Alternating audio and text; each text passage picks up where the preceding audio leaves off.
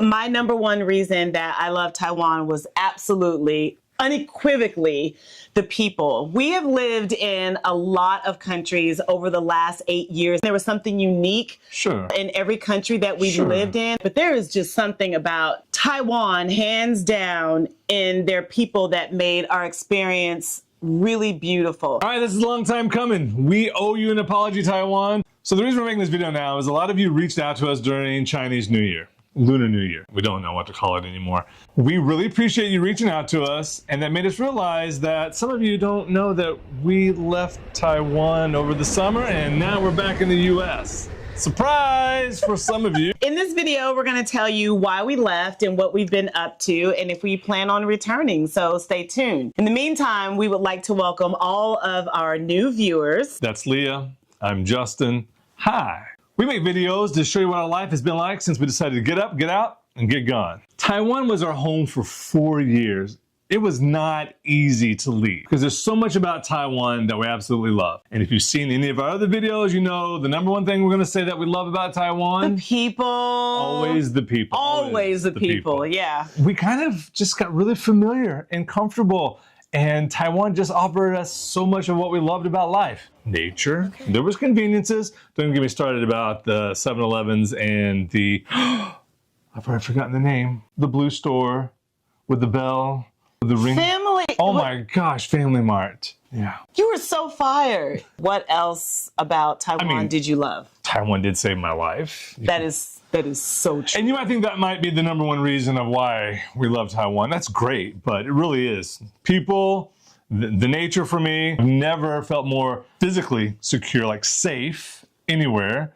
And I've never been so financially secure as I was in Taiwan. My number one reason that I love Taiwan was absolutely, unequivocally, the people. We have lived in a lot of countries over the last 8 years. There was something unique in every country that we've lived in, but there is just something about Taiwan, hands down, in their people that made our experience really beautiful. Coming to Taiwan literally changed the perspective that I had on being a Black female abroad, because at one point I thought that this is just not for me. Like either we were picking the wrong countries or we had the wrong people, or I just was not as knowledgeable about racism and things that people experience abroad. It's a different kind of racism. It's a different kind of... Yeah, it is. You know, that could be a video in and of itself. Yeah. It's probably going to be best for your channel. Yes, so okay. I don't know if I'm qualified to delve into that too much. When we talk about the conveniences, I almost want to point to the fact that we both could have walked to our jobs. Because it's not that we could have, we did. You walk to your job every day. I did walk. You didn't walk to your job every day, but you could have.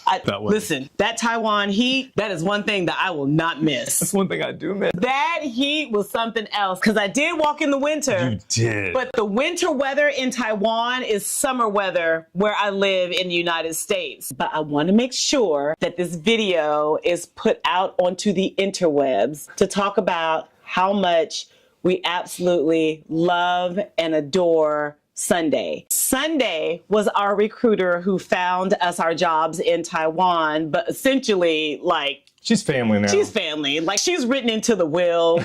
And I would dare to say that she is the reason why we extended our stay. She always convinced us in one way or another. Yeah. I mean, I'm not saying she didn't brainwash us. She didn't brainwash us. She is a crucial reason why we stayed. I think another reason we stayed as long as we did is because we didn't live in Taipei. We lived in Shanghua. I think the location made a big difference. Hanoi and Taipei, I feel like, have much more similar weather. They do. And Tainan being much drier, especially when we were there, and such mild springs and falls. It was so lovely.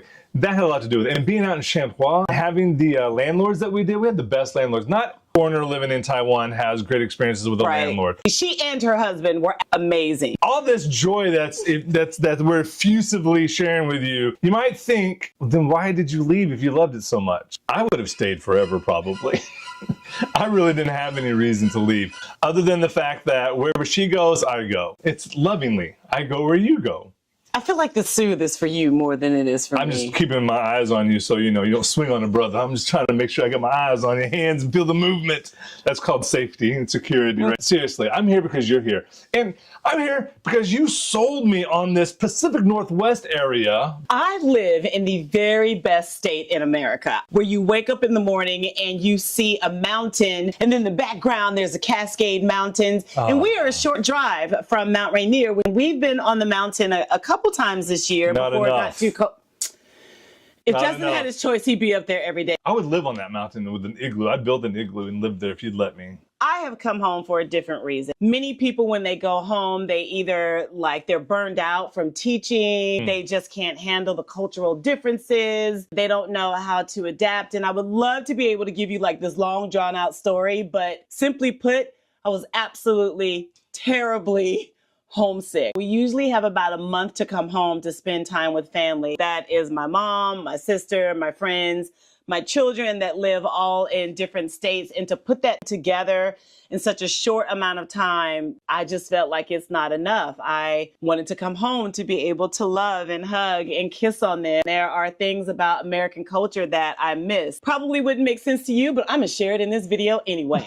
There's something about chopping wood. There's something about mowing the lawn for my mom. There's something about tending to the garden that I just missed in being here in the States. There's also other things that I miss, like just the American culture. I love having access to diabetes and heart disease on demand. We 24 hours a day. We ate ourselves into an oblivion when we first got the first couple months we got back here. We have been truly gluttonous. Oh, I was trying to think of another adjective, but I couldn't think of another adjective. That's the best. And we've had to dial reel it down in. Yes. for preservation of self. So what have we been up to while we've been here back in the States? Surviving. Surviving what, Justin? Culture shock. The reacclimation back to the States has been challenging for me.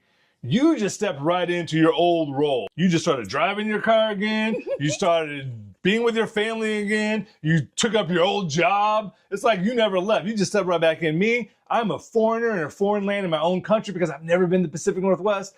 There are different cultural values here in the Pacific Northwest. They love their dogs here. Oh my God, do they love their dogs here?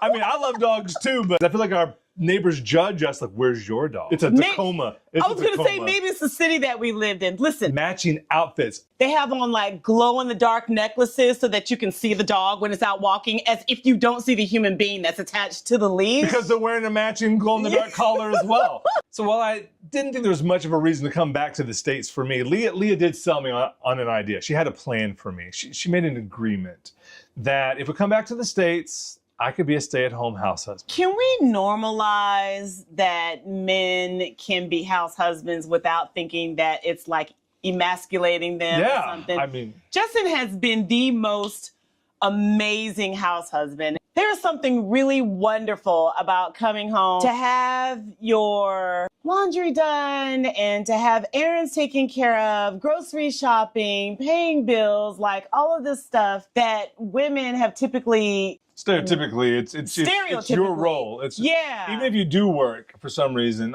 Hey, look, I'm dismantling the patriarchy. Right. Join me in the revolution. I think that is wonderful. And I just want you to know, since we're talking about it, about how much I really appreciate you, because I know that you do a lot. I know you do a lot around here. I appreciate, the little things like having hot tea and stuff when I come home. And my bed pulled back and candles lit. It's so fucking awesome. So as Justin talks about me being the breadwinner, I have been fortunate enough to assume my previous role that I had before I left the States 8 years ago. It was you just walked right back into your old job. It was really it just flowed out, right? I came home, started looking for work, and they had a position open. Actually, it was my exact same role. So I'm really enjoying myself. I'm enjoying what I'm doing. I really like it. You kind of excel in this position, I feel like. I have a love for I have a real passion for this. It's because of the big heart that she has that I keep telling her about that she doesn't want to share with people too willingly. everyone sees it, Leah. Someday when you're gonna... I feel like the self-soothing is for you and not for me. When you're gonna love you as much as I do. What, we've gotten to check out a couple of concerts? Look, that's something I really, really missed. I was an avid concert goer. I mean, I lived in New Orleans, for crying out loud. I mean, it's just music every single night. But hearing live music, that may be something I really did miss about the States. So maybe we did find something that I missed about the States. We're still debating on whether we want to go see Kendrick Lamar in May. My son! Oh my God. The one thing that I don't miss about America is the inflated prices. I cannot get over the price of Kendrick Lamar tickets, but I think we're gonna go. I don't know, Leah. Looking at the books right now, I don't see it happening. We have the money to go. I just can't fathom spending $600 on concert tickets, but you know, if we sit in the nosebleed section where we need bifocals and stuff to go see Kendrick Lamar. What's next for us? Are we gonna stay in America forever? Are you gonna stay in America for Leah? What? I just went through telling how we're gonna pick the next country, and you get to pick 2 more. So what's the plan? I don't have a plan right now. Right now, I'm not thinking about a next country because I'm really enjoying spending time with my family and I'm really enjoying my job, which is not what a lot of people can say in America right now. And I feel like we're really fortunate to be able to be in the position that we're in. Because we've lived abroad, it's allowed us to plan. It's allowed us to have a lot of financial freedom. We're living a good life right now. Like we're living a pretty decent life. I'm just not worried about it right now. I feel like Leah just dropped a bomb on me. What? We're not staying here forever. Oh, that's all I wanted you to say. We took a long time to get there. I just said we haven't made any long-term commitments. We've made a short-term commitment to the States right now. I didn't want them to see us break up on video.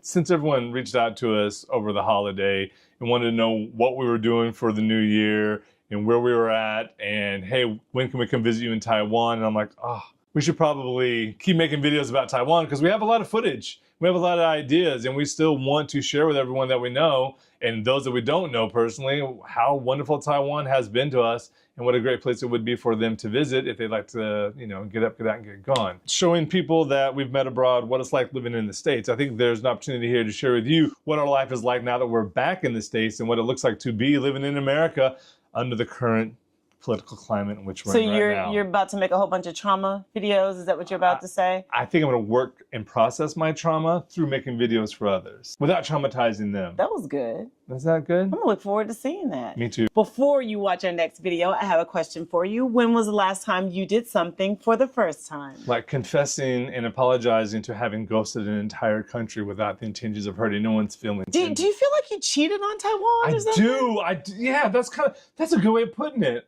I feel like I cheated somehow by sneaking out. I mean, I'm just saying that this is the first time I've ever ghosted anywhere that we've left. I feel like we've always been like, we're out. Hey, we're making a video about why we're leaving and where we're going. We didn't say goodbye to anybody. What, in Taiwan? We didn't say goodbye to our local breakfast spot at Louisa, the Family Mart guy who got you your favorite ice cream. Like he knew the cone that you wanted before you came in. He gave me an extra swirl every time. Usually when our country or our visa comes in, I'm like deuces. Like we've had the experience. We've made really great friendships. I keep in touch with a few people. I feel like the countries that we go to are used to having foreigners and they come and go, and so they don't necessarily form like long friendships with them because they know that that's the process. Like we're here and then we're gone. And that's how I felt about every country. To leave Taiwan, I may have had to go through therapy to leave. It was I have to carry tissues because my heart is on my sleeve for you, Taiwan, right now. Hey, stick around. There'll be more videos to come. We'll see you in the next one. Thank you. Thank you for keeping in touch with us. We really appreciate it. Bye.